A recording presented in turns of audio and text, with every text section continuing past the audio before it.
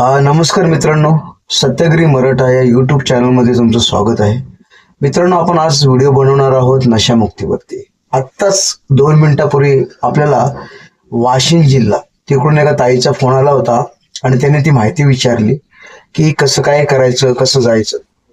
तर मित्रांनो, डोंजे गावामध्ये जर तुम्ही जातात, पुण्यापासून 17 किलोमीटरवर आहे, तर त्या गावात जाण्यासाठी तुम्हाला तिथली जी स्थानिक पुण्याची लोकल बस असते, त्या बसने तुम्हाला सिंहगडची बस पकडून जावं लागेल डोंजे गावामध्ये आणि तुमची नशामुक्ती तिथे तुम्हाला करावी लागेल.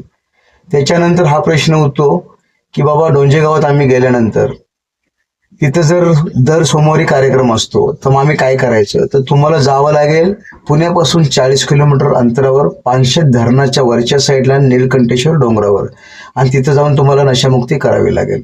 आता बऱ्याच लोकांनी असं सांगितलंय, कॉमेंट्स वगैरे आलेले आहेत की त्यांनी सांगितलं की नशामुक्तीमध्ये सगळ्यात मोठी समस्या आहे की तिथे पैसे घेतात. आता त्याबाबत काय मला पण कल्पना नाही आणि कोणी फोन करून सांगत पण नाही. तर तुम्हाला जर जायचं असेल तर तुम्ही नीलकंठेश्वरला जा, नाहीतर डोंजेला, दर सोमवारी डोंजेला जा आणि तिथे तुमची नशामुक्ती करा. आता त्या ताईंचा प्रश्न होता की त्यांनी साताऱ्याला जाऊन 20,000 रुपये खर्च केले येणं जाणं सोडून, तरी पण त्यांना फरक नाही पडला. त्या माणसाने 8 दिवस दारू सोडली आणि परत दारू प्यायला लागला.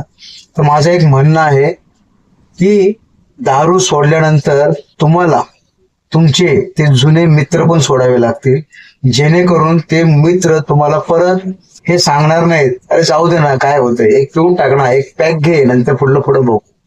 तर तुम्ही हा विचार करा की तुम्ही दारू सोडली तर मित्र पण सोडा. जर मित्र सोडले तर तुम्ही व्यवस्थितपणे नशामुक्ती करू शकता, आपला कामधंदा व्यवसाय करू शकता.